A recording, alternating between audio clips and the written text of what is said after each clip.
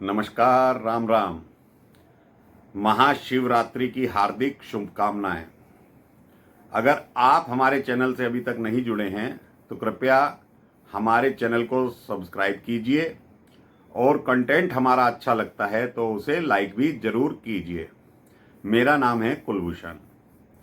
चर्चा करेंगे अरविंद केजरीवाल कट्टर ईमानदार की, उसकी मंत्री आतिशी की और ईडी ने अब तक क्या क्या कार्रवाई की है और केजरीवाल किस तरह से ईडी के बुने हुए जाल में मकड़ी की तरह फंसता चला जा रहा है, उसके बारे में।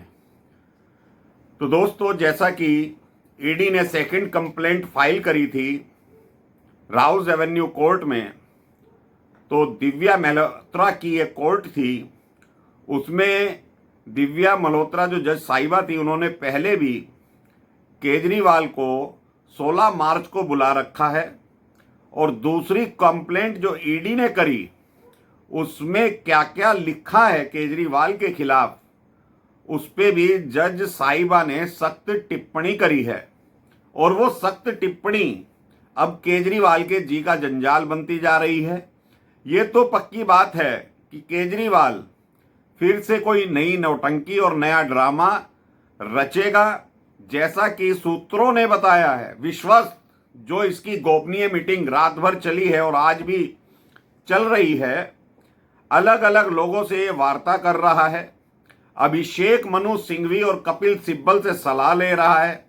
यहां तक कि इसने ऐसे ऐसे बड़े वकीलों से सलाह ली है जिनका मैं अभी खुलासा नहीं करूंगा।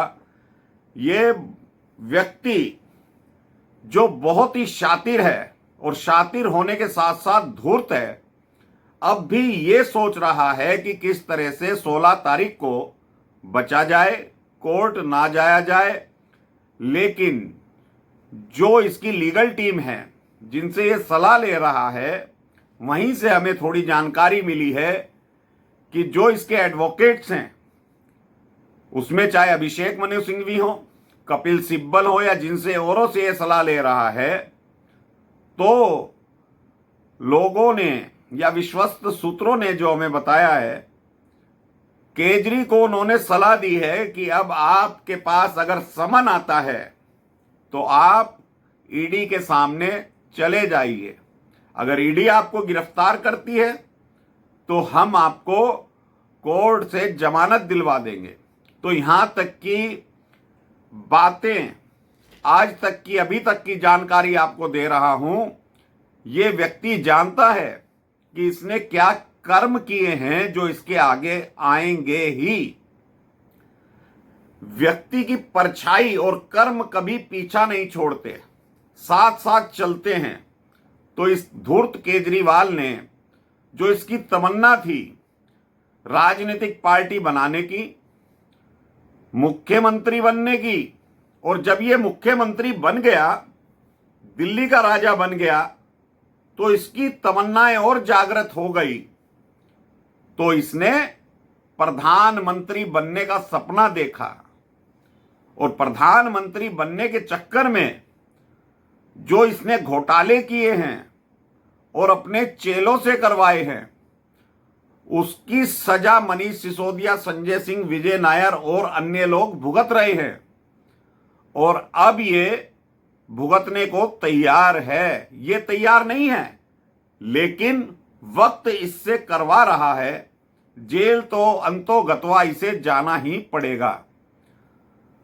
तो जज साहिबा ने इसे 16 मार्च को दूसरी जो कंप्लेंट फाइल करी थी ईडी, अब इसके ऊपर राउज एवेन्यू कोर्ट में 2 केस हो गए हैं। पहली जो ईडी ने इसके खिलाफ याचिका दाखिल करी थी उसमें भी 16 मार्च है और जो दूसरी करी है उसमें भी 16 मार्च है। लेकिन दोनों केस अब अलग अलग हो गए हैं। ईडी ने पहले 4 समन के लिए जो केस फाइल किया था पहले, उसमें जज साहिबा ने ईडी का संज्ञान लेते हुए अरविंद केजरीवाल को एक्यूज्ड मान लिया था। और दूसरी याचिका में ईडी ने जो गुजारिश की है, इसने जो समन को नजरअंदाज किया है, 174 की आईपीसी की धारा में 8 समन के लिए इसे 8 महीने की जेल का प्रावधान है कानून में। एक समन के लिए 1 महीने की सजा। तो ईडी ने इसे बुरी तरह से फंसा दिया है और जज साहिबा ने जो ईडी की दूसरी याचिका भी आनन फानन में स्वीकार कर ली और जो इसके वकीलों को झाड़ लगाई है कल कोर्ट में, उससे यह प्रतीत होता है अगर ये 16 तारीख को बिना नौटंकी करे कोर्ट में चला जाता है तो कोर्ट से ही जज साहिबा इसे ईडी की गिरफ्त में भेज देंगी।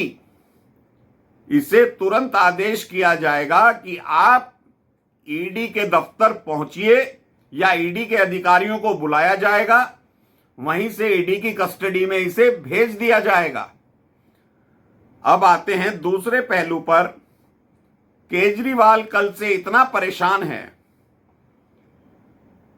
कि ये रात भर इस जुगत में हैं कि कैसे 16 तारीख के समन को नकारा जाए, हाई कोर्ट से या सुप्रीम कोर्ट से स्टे लिया जाए या कोई ऐसी नौटंकी खड़ी करी जाए कि जिससे 16 तारीख को इसे कोर्ट में ना जाना पड़े।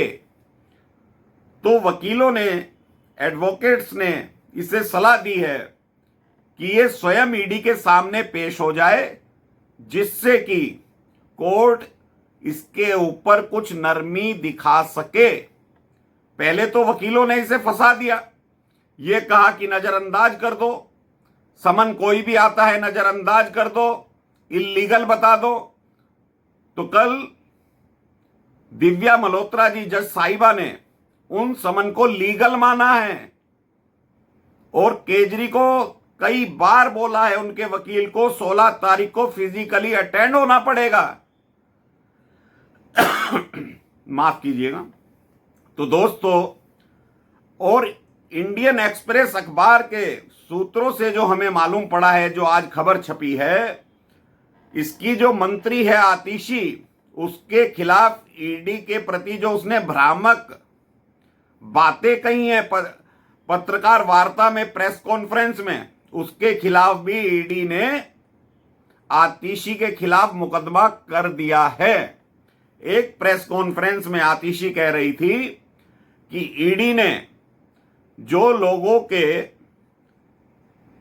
वीडियोस बनाए हैं शराब घोटाले में, जिनसे पूछताछ की गई है, उनकी जो वीडियो रिकॉर्डिंग करी है ईडी ने, उसकी आवाज ईडी के अफसरों ने गायब कर दी है।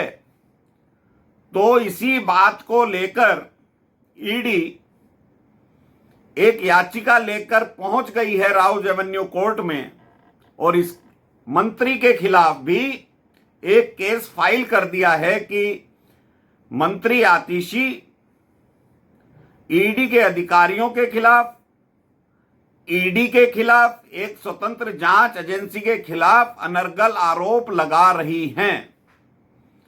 तो इसमें भी आतिशी को समन अब जारी होने वाला है। सोमवार को या संभवतः मंगलवार को इस याचिका पर भी कोर्ट सुनवाई करने वाला है। तो दोस्तों, ये जो केजरीवाल है, ये प्लानिंग कर रहा है, अगर ये ईडी के पास चला जाए तो घबराया हुआ है, क्योंकि पहले तो ये लोग ईडी को धमकी देते थे, ईडी के अधिकारियों को धमकी देते थे कि ईडी ने ऐसा कर दिया, जिनसे सवाल जवाब करती है उनको मारती पीटती है। अरे भाई, ईडी सिर्फ सवाल पूछती है, वो भी कैमरों के सामने, किसी को मारपीट नहीं करती। तो ये जो संजय सिंह अभी जेल में बंद है, ये आरोप लगाता था, ईडी को लीगल नोटिस भेजने की बात करता था और स्वयं केजरीवाल कहता था कि ईडी का समन आ जाए तो पैंट गीली हो जाती है, लेकिन संजय सिंह अगर गुर्रा दे तो ईडी के अधिकारियों की पैंट गीली हो जाएगी। तो ये वीडियो भी ईडी के पास उपलब्ध है जो केजरीवाल बोला करता था। और आज की तारीख में केजरीवाल से कोई पत्रकार ये नहीं पूछ रहा कि केजरीवाल साहब, हमें तो लग रहा है कि आपकी आगे से गीली और पीछे से पीली हो गई है, क्योंकि आप 8-8 समन को नकार दे रहे हो। अरे आप सत्यवादी हो, हरीशचंद्र हो, कट्टर ईमानदार हो, आपको नोबेल पुरस्कार चाहिए, आप प्रधानमंत्री बनना चाहते हो, दिल्ली के मुख्यमंत्री बने रहना चाहते हो, तो आप ईडी से क्यों डर रहे हैं? इसका जवाब ये इलीगल समन बताते हैं। इसके चेले चपाटे कैमरे के सामने आकर ईडी के समन को इलीगल बता देते हैं। तो कोर्ट ने कल केजरी का भूत उतार दिया, इसका डब्बा गोल कर दिया, और ये सुनीता केजरीवाल को मुख्यमंत्री बनाना चाहता है। आतिशी को रास्ते से हटाने के लिए ज्यादातर प्रेस कॉन्फ्रेंस इसने आतिशी से कराई। अभी जो इसने आतिशी ने 7 विधायकों की खरीद फरोख्त का आरोप लगाया था, उस पर क्राइम ब्रांच भी कार्रवाई करने वाली है। अगर क्राइम ब्रांच आतिशी को बुलाती है या गिरफ्तार करती है, तो उस वक्तव्य में भी झूठा और भ्रामक प्रचार करने के एवज में क्राइम ब्रांच आतिशी को गिरफ्तार कर सकती है। तो ये धूर्त व्यक्ति अब अपनी पत्नी को, सुनीता केजरीवाल को, मुख्यमंत्री बनाना चाहता है। और एक और जो प्लान इसने तैयार किया है वो ये है कि ये जेल से सरकार चलाएगा। हेमंत सोरेन की तरह इस्तीफा नहीं देगा। ये चाहता है कि मुख्यमंत्री रहते हुए ये जेल जाकर सरकार चलाए और गली गली घूमकर, मोहल्लों में घूमकर संसद में भी केजरीवाल का नारा बुलंद कर रहा है।